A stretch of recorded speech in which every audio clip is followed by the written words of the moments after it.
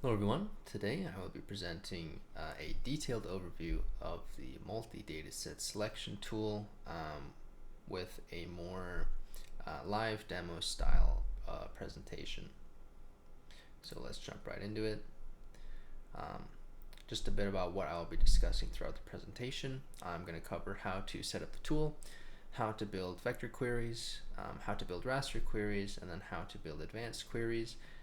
And then I'll be diving into the tool architecture, how the algorithm works, and how geoprocessing tools are built in ArcGIS Pro. And then we'll finish off with a little summary at the end. So first things first, how to set up the tool in ArcGIS Pro. So this involves extracting the toolbox and then adding the toolbox and accessing the toolbox in ArcGIS Pro. So the multi-dataset selection tool will be provided in the custom tools zip file, and all we have to do is extract this file and note the location that we are extracting to, and then we can go into ArcGIS, over to the catalog window, and we can right click on toolboxes, select add toolbox, navigate to the location where we extracted the custom tools folder, and then we can add the custom tools toolbox to our toolboxes in ArcGIS, and then the multi-dataset selection tool will be selectable through the custom tools toolbox.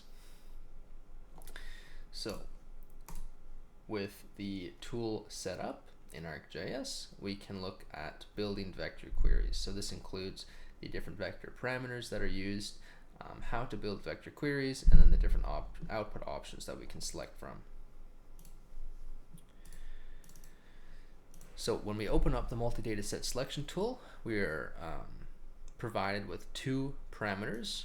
These are the input vector features parameter and the input raster features parameter. So for now, we're just going to focus on the input vector features, and we can select a vector dataset from the drop-down menu that is populated with all of the vector datasets that are located in the current map space. So we can choose the vegetation resource inventory dataset, and then once we have a dataset input, the vector attributes and vector values parameters pop up, and the vector attributes parameter allows us to isolate an attribute from the previously selected dataset that we want to query. So we can select from the drop-down menu,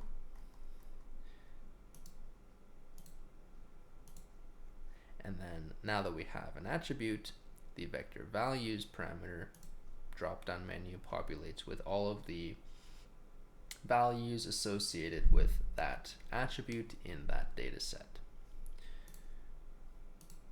And there is our very simple vector query set up and ready to go. If we want, we can make it a bit more complex by querying a second dataset, selecting a second attribute and a second value. Or we can make multiple queries on the same dataset by re-entering the dataset into the input vector features so that the vector attributes parameter drop-down menu is repopulated with the correct dataset's attributes. And we can choose to select a value from the drop-down menu, or we can choose to input our own value there.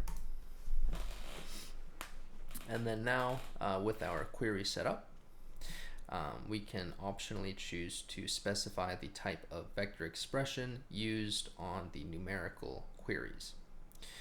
So this is essentially just the type of SQL operator to use when querying the numerical attributes. It defaults to the equality operator, so we can choose greater than here. And then for our output options, we can choose to select features or save the features into a new feature class in the current default geodatabase. And then we can run the tool.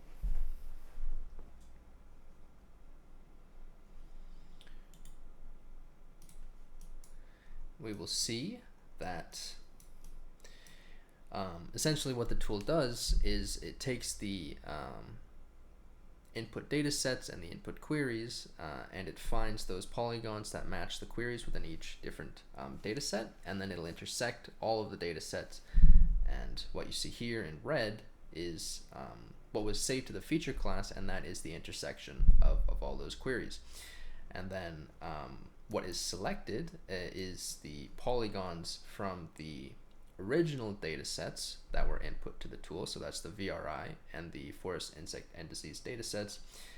So those polygons that share a spatial area or overlap with the intersected query polygons there.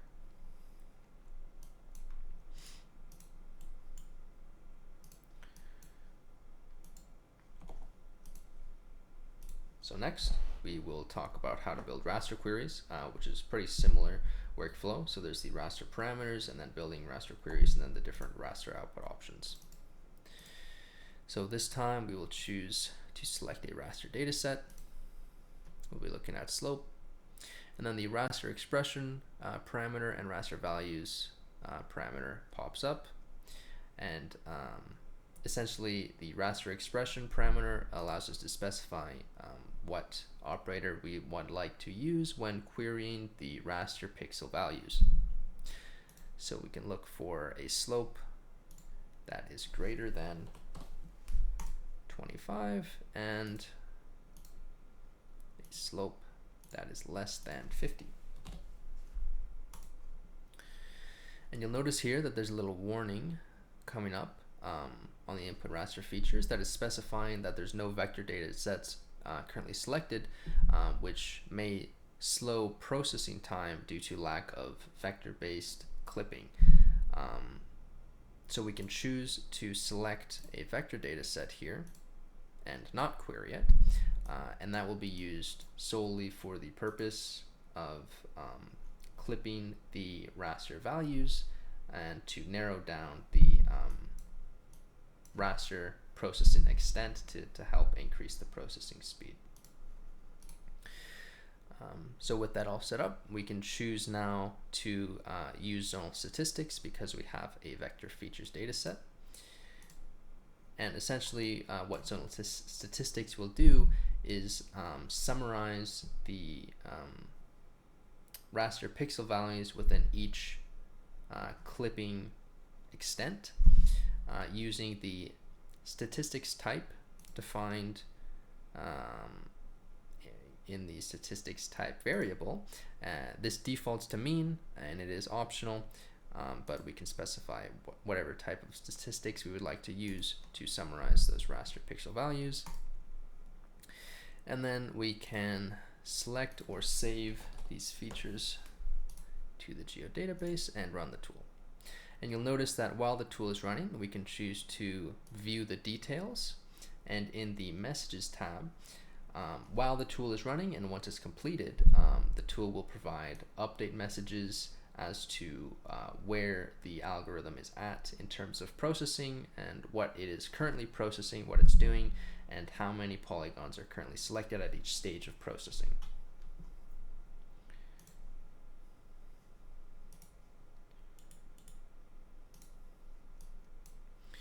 So here we have our newly created zonal statistics polygons that match the specified query values.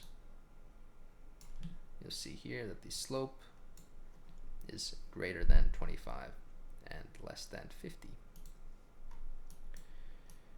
Alright, so that's just about it for the raster queries. Now moving on to advanced queries.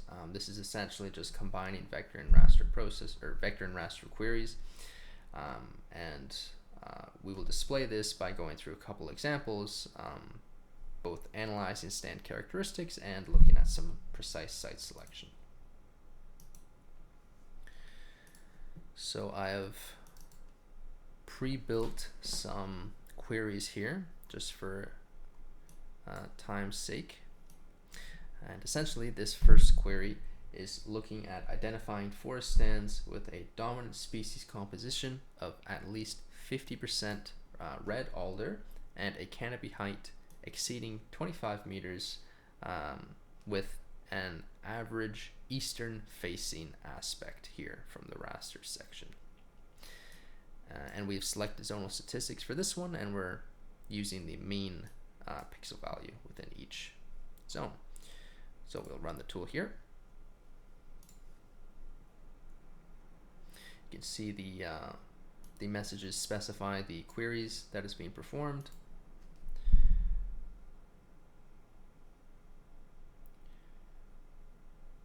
And it mentions the number of polygons that are selected.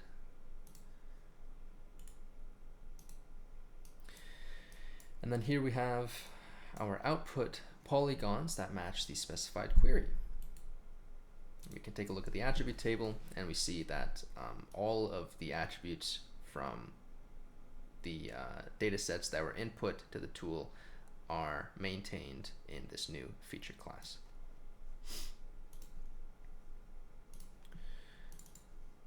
Our next query will be looking at a precise site selection for optimal tipping bucket locations with high soil moisture, rapid drainage, and level slopes.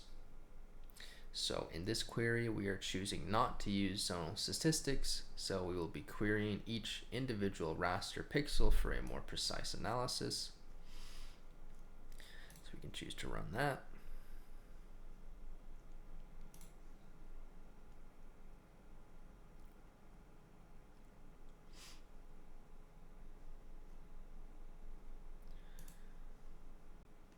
And then once that has been completed,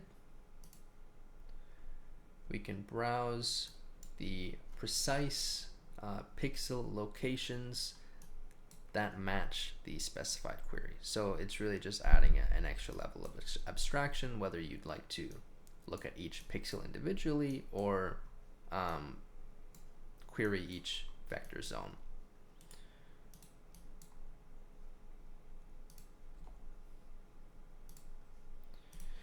So moving on, I'll be discussing the tool architecture and the algorithm design, as well as how geoprocessing tools are handled in ArcGIS Pro.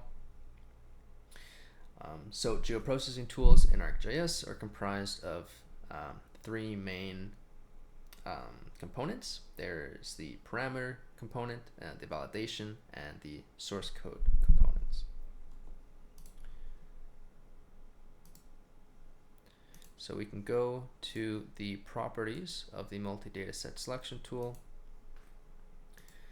to browse all the code and parameters that comprise the tool.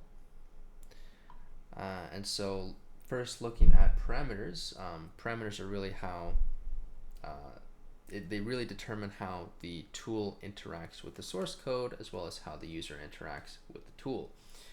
And there's a few main components for these parameters. There's the data type, which can be any one of, I believe, there's upwards of 100 different data types in ArcGIS Pro, and those data types can be data values or multi-values or have multi-different data types. There's really a lot of customization that they allow you when defining these geoprocessing tool parameters. And then there's also the parameter type, which is defines whether the parameter is optional or required, and then the direction, which will be input or output, and then we can define some dependencies on the variables, as well as some filter lists to provide default values that can be selected from the parameter drop-down menu.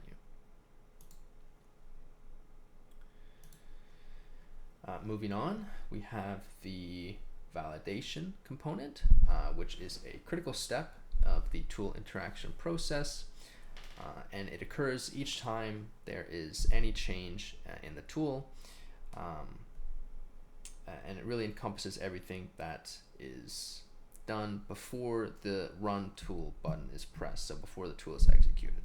So each time there's a change in the parameters, whether you add a value or remove a value or select something or even select the empty gray space of the tool, the validation step will run. And the validation step is made up of three different function calls. There's the update parameters function, and the internal validation function, and then the update messages function. So we'll go in order of how it's run. The update parameters function is designed to provide a more improved user experience by checking the validity of the inputs before they are sent to the source code. So what it will do is look at each of the input parameters, and it will check to see whether it has previously been validated, whether there's been a change, and then it'll validate that change, and so on and so forth. Now this update parameters function is also customizable. So for the multi-dataset selection tool, on top of those functions previously mentioned, the update parameters function does two things. It enables subsequent raster and vector parameters as values are submitted to guide the user through the tool interaction process, as well as defining some dynamic value lists to the value filters to the parameter drop-down menus as the input data sets are selected. So after the update parameters function, there's the internal validation, which is simple checks provided by the geoprocessing tool framework in ArcGIS. This involves things like checking that all parameters are provided, checking that each parameter has the correct data type, just simple things, and that can't be changed, but the update messages definition can be changed, and this is essentially there to provide real-time feedback to the user as they are interacting through the tool. So whether that be adding tooltips or warning messages or error messages as things are submitted.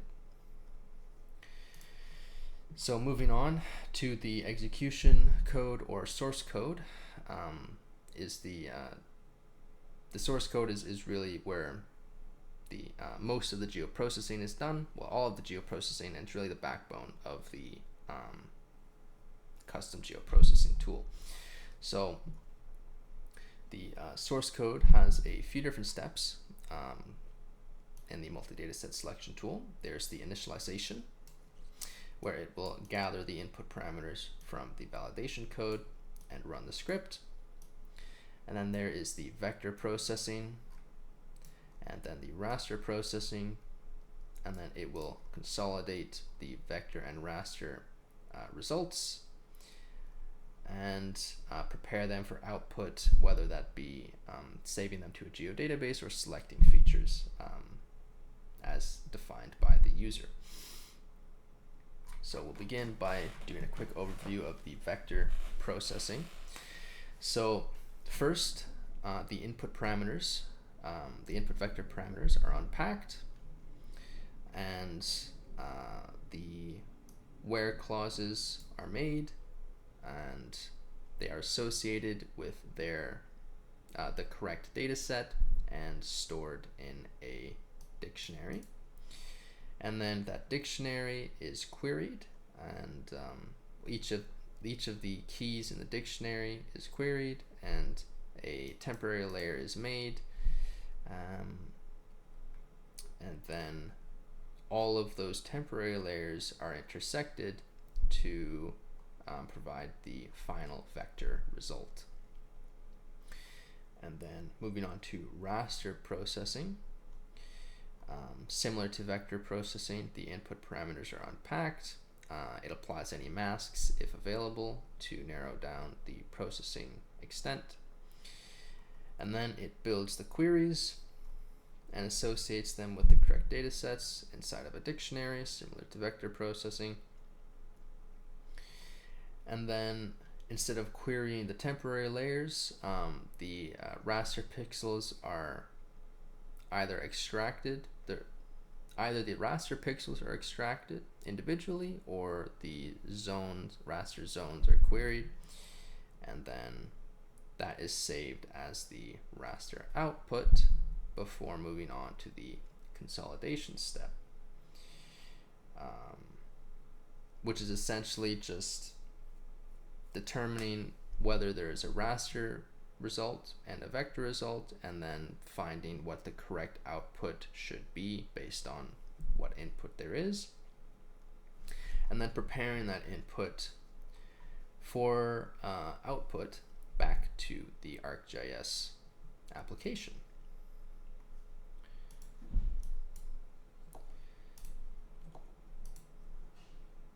So that just about wraps up the live demo.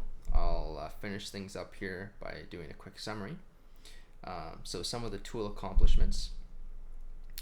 The multi-dataset selection tool streamlines complex spatial queries across diverse forestry datasets. It also integrates vector and raster data processing into a seamless workflow and supports multiple levels of data abstraction. It also provides a comprehensive integrated workflow for data-driven forestry management.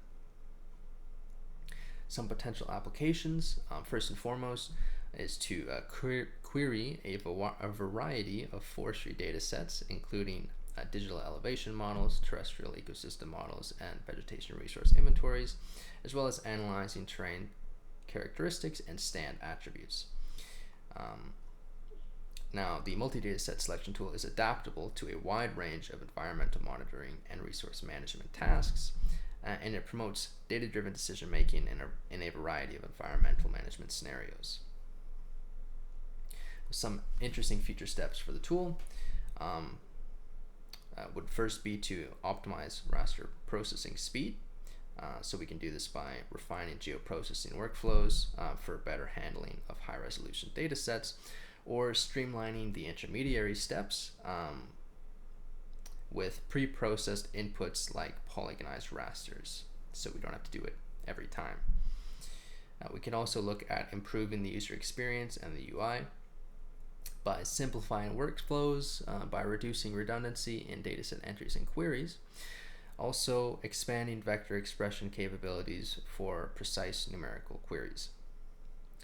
And then lastly, we can expand these spatial analysis capabilities by possibly integrating remote sensing datasets for advanced environmental monitoring.